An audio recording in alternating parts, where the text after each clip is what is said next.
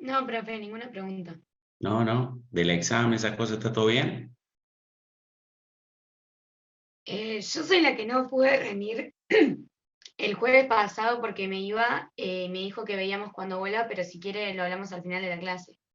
Sí, lo vemos después particular, no te preocupes. Perfecto, gracias. Sí, después lo escribimos y lo arreglamos. Buenísimo, gracias, profe. Bueno, vamos a arrancar con esta unidad. Esta unidad, inversión, flujo, fondos, ya empezamos a tener que conformar, vamos a decir, los documentos o la información suficiente para empezar a trabajar después con las decisiones en función de la viabilidad económica del proyecto. Entonces, sobre este punto, un poco lo que vemos en esta situación es la última, vamos a decir, antes de empezar la evaluación del proyecto, ¿no? El plan de implementación. Vamos un poquito, ¿están viendo la pantalla? ¿La llegan a ver o no? Sí, profe. Bueno, es bastante simple, por eso a ver, es bastante tranquila y simple, pero bueno, eh, son conceptos que ya lo han visto en algunas otras materias. Normalmente cuando uno empieza a identificar, ya contamos, vamos a decir, con la definición de los equipos, el lugar donde vamos a hacer el proyecto, lo que necesitamos para generar el proyecto. Tenemos que empezar a hacer un cronograma de implementación. El cronograma de implementación, a ver, capaz que ustedes lo han hecho en alguna materia, es hacer un GAN, donde tiene una ruta crítica, que esa ruta crítica en función de que se demore, genera más demoras en el proyecto. Si hay más demoras en el proyecto, ¿qué implica? Mayores gastos que no los voy a poder recuperar. Por lo cual, la implementación es muy importante que esté bien ajustada. ¿Eso qué quiere decir que esté bien ajustada? Que no cometa errores en donde tienen que ingresar las inversiones en el momento de la implementación. Para dar un caso concreto, no podemos contratar el personal si no está habilitado, vamos a decir, el proyecto, el predio por el municipio, para poder habilitarlo para que trabajen. O cosas muy simples, como decir, no podemos entrar con un equipamiento si, si no está hecho correctamente, vamos a decir, la fundación, el contrapiso, lo que tenga el proyecto. Cosas tan simples como eso, muchas veces por ahí, cuando tenemos muchos, vamos a decir, input, muchos ingresos, puede ser que perdamos la visualización y cometamos errores. Por supuesto, esto siempre es un grupo de personas, no es una única persona.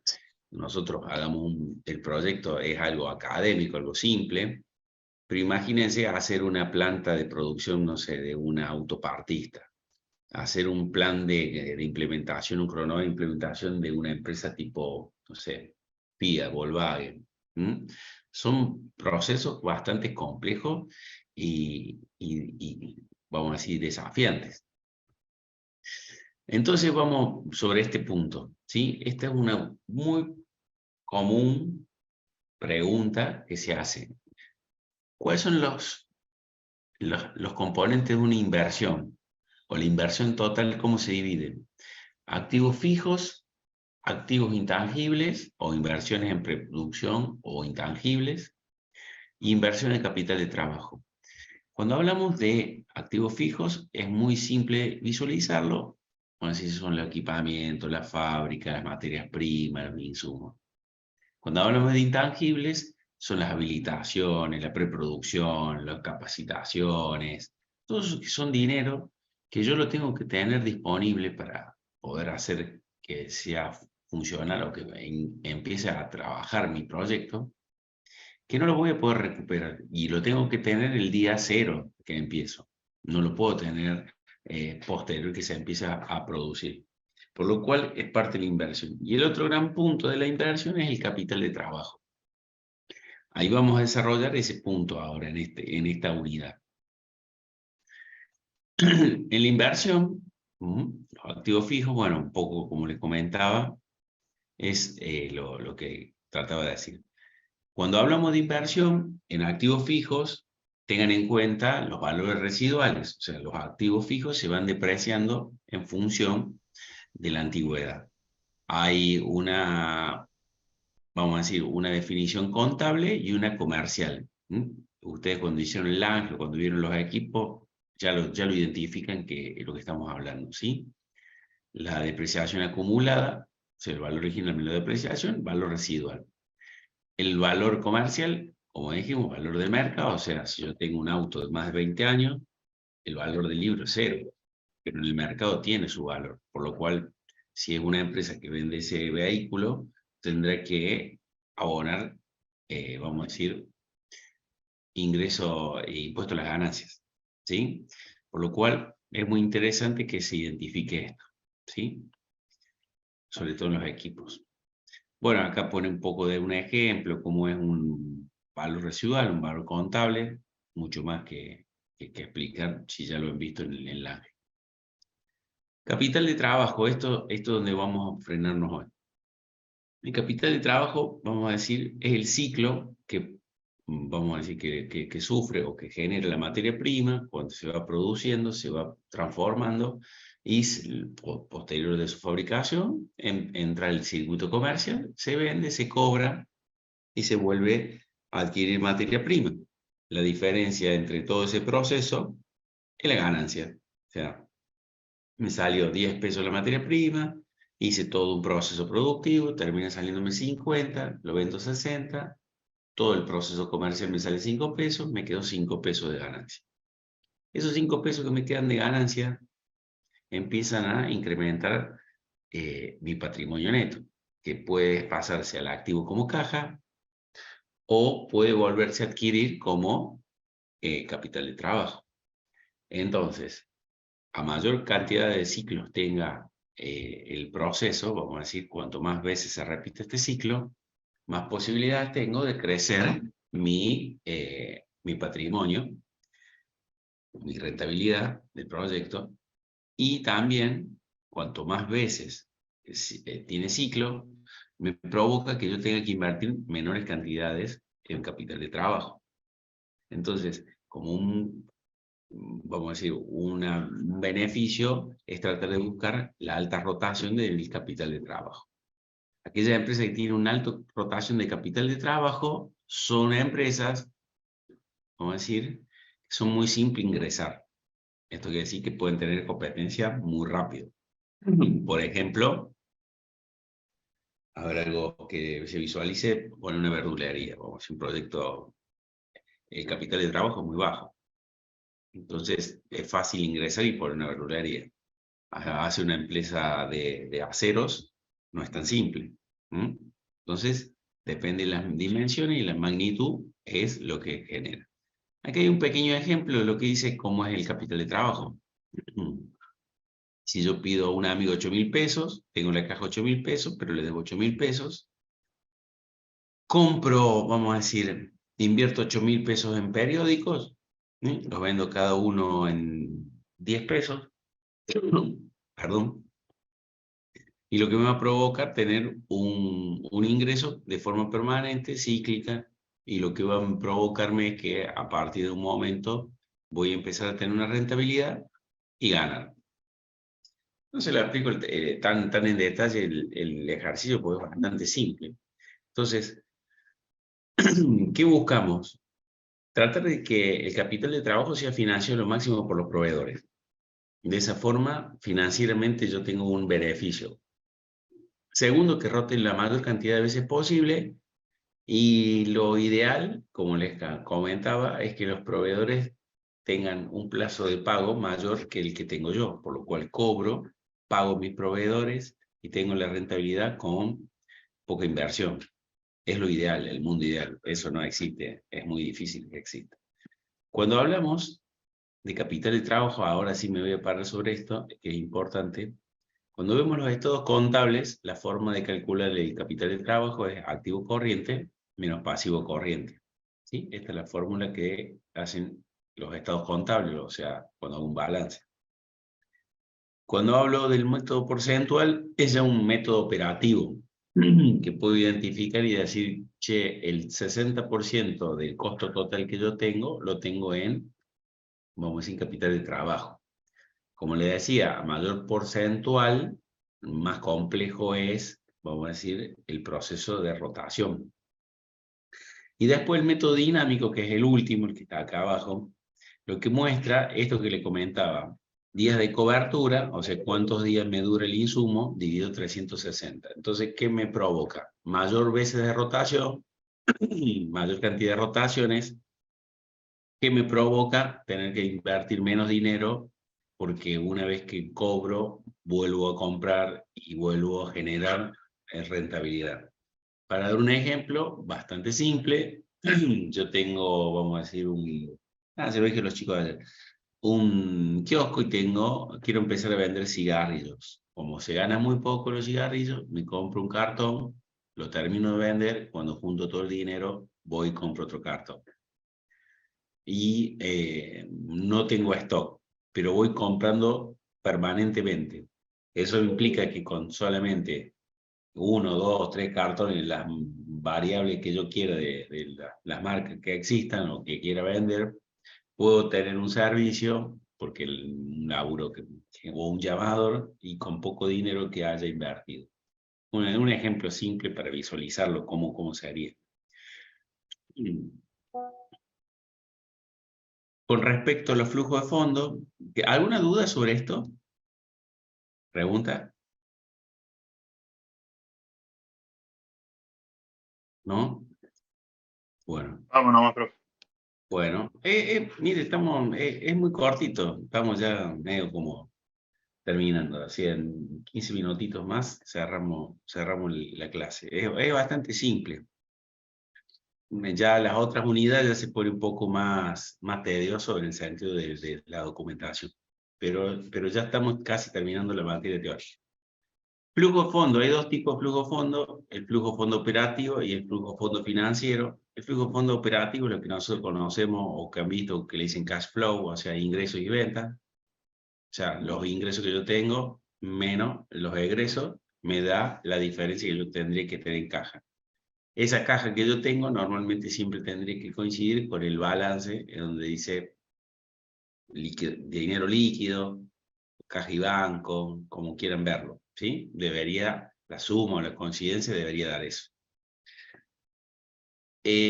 ¿Por qué se mira el flujo de fondo? El flujo de fondo, cuando yo hago un análisis, vamos a decir, financiero, es la sangre de una empresa. Si no tiene dinero, se muere. ¿Esto qué quiere decir? No podemos andar en negativo. No existe negativo una caja. Si la caja le da negativo, no existe, porque normalmente tenemos que pedir deuda para poder reemplazar o pagar el negativo. O sea, no existe billetes en -1, vamos a decirlo. Entonces, es muy importante visualizarlo como cuando vemos un proyecto. Los flujos fondos, los operativos, normalmente se van realizando a medida que la operación va trabajando. Y después vamos con los flujos fondos financieros, que a diferencia del operativo, le sumamos aquí dos puntos más. Cuando yo genero un proyecto, las inversiones pueden venir por diferentes medios. Una persona puede asistirme y darme un dinero, y esto genera, vamos a decir, un propietario o un inversionista, como lo quieran llamar. Ese inversionista aporta un capital y por ese capital me puede pedir una renta o un dividendo de forma anual, mensual, eso depende de cómo se acuerda, y la devolución del capital, en donde lo puede llegar a terminar finalizado ese proceso, deja de estar como propietario o inversionista, o puede existir este modelo que es acreedor final, o sea, este modelo en donde puedo acompañar toda la vida el proyecto, o una vez que yo le pago los dividendos más el aporte capital, deja, vamos a decir, de trabajar conmigo. Vamos a hacerlo más simple. Yo tengo dinero y un amigo quiere poner un restaurante. Le doy el capital, o sea, el dinero para hacer el restaurante, y le digo, mira, yo no quiero trabajar en el restaurante, pero todos los meses quiero tanto dinero. Y los primeros 5 años quiero que me devuelvas el capital. O sea, quedo enganchado para toda la vida por un capital y vamos a decir, y un pago. ¿Qué diferencia hay entre el propietario, vamos a decir, el que invierte con los acreedores financieros? Los acreedores financieros, vamos a decir, normalmente son los bancos. Pusimos acreedores financieros porque puede ser alguien más, no solamente el nombre banco, que te preste. Entonces, por ahí un proyecto está fomentado por un inversionista más créditos bancarios. A diferencia vamos a decir, del inversionista, el crédito bancario se resguarda sus valores pidiendo condiciones. Esto quiere decir, si vamos a puede pedir hipotecar algo, hacer un seguro de caución, generar algún tipo de compromiso de pago, vamos a decir, ante una situación que no pueda afrontar el proyecto. Esto quiere decir, un seguro de caución se funde, se van y el seguro tiene que pagar al banco el crédito. Entonces, cuando voy a ver los flujos fondos, tengo estas dos salidas: el pago de intereses y capital y el pago de dividendos, además de los egresos operativos de funcionamiento. Esos son dos flujos de fondos. Esos flujos de fondos en el trabajo, cuando ustedes empiecen a trabajar, lo deberían tener bastante claro. Este es un poco un ejemplo de cómo se tabula en un Excel, bastante simple, ¿sí? Y como para terminar, cuando uno dice, solicita algún acreedor financiero un crédito, normalmente existen dos modelos como el sistema de amortización, o sea, de los sistemas de pago, y el sistema francés y el sistema alemán. ¿Cuál es la diferencia entre el sistema francés y el sistema alemán? Que el sistema francés, al principio, pago más intereses que capital, y se va dando vuelta la torta hasta llegar a la última cuota más capital que interés. ¿Qué beneficia esto? Mucho a los financistas, porque si yo tengo algún inconveniente y tengo que reestructurar la deuda o lo que sea, normalmente los primeros años solamente paga interés, por lo cual el capital sigue siendo lo mismo. Y el sistema alemán es totalmente al revés: lo que va decreciendo son los intereses y lo que se mantiene es el capital, por lo cual tenga un incidente o tenga lo que sea, un proporcional del capital lo he pagado. Me preguntaban ayer ejemplos de alemán y ejemplo francés. El francés, muy simple, cualquier crédito hipotecario, tan simple como eso, o el crédito de una moto o lo que sea. El sistema alemán normalmente está muy fuera de uso, pero podría llegar a ser un sistema tipo social, como el Procrear o algún tipo de esto, en donde normalmente el capital está dividido y hay un pequeño interés solamente. Y hasta aquí estamos. Es bastante simple, fácil. Puntos a tener en cuenta: que el capital de trabajo, formas de cálculo, cuáles son los activos de los componentes de una inversión, sí o sí, lo tengo que tener bien claro, ¿sí? Dijimos la forma de calcular el método y qué diferencia entre el flujo operativo y el flujo fondo financiero. Bastante simple y escueto. Hay fórmulas hay trabajos prácticos de capital de trabajo, sí, lo vamos a ver con Ricardo, seguramente el martes, pero son bastante simples, son mecánicos, ¿sí? ¿Preguntas?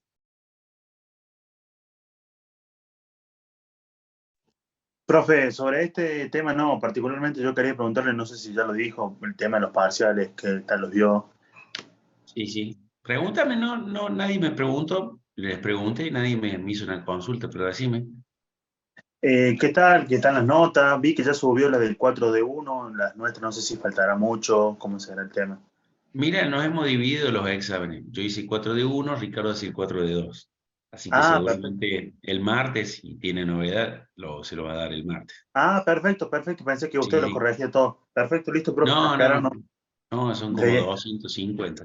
me imagino. No, Listo, profe, gracias. sí, alguna duda sobre el examen, pregunta, lo que sea, o no. Espera la nota y después me preguntan. Sí, va a ser así la modalidad, me parece. Bueno, Yo le cuento, la primera pregunta está en el libro. Era un cuadrito. A lo mejor era la más compleja para desarrollar. Era simple, pero era más compleja de desarrollar. El resto de las preguntas, el ejercicio era bastante simple. Sí, a mí particularmente me tocó de elasticidad, explicar qué Sí, significa. a todos le tocó el mismo examen. Ah, bien, perfecto. No hubo dos filas, dos cosas. No, a todos le tocó el Ah, mismo. bien, bien. Bien, bien, bien. Después era, creo que el método de Mutter, algo así, los puntos, que el diagrama de afinidad de los cuadros, explicar un poco de eso, y no me acuerdo qué otra pregunta era.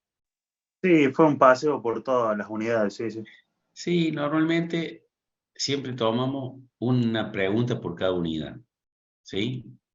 Es normalmente lo que hacemos.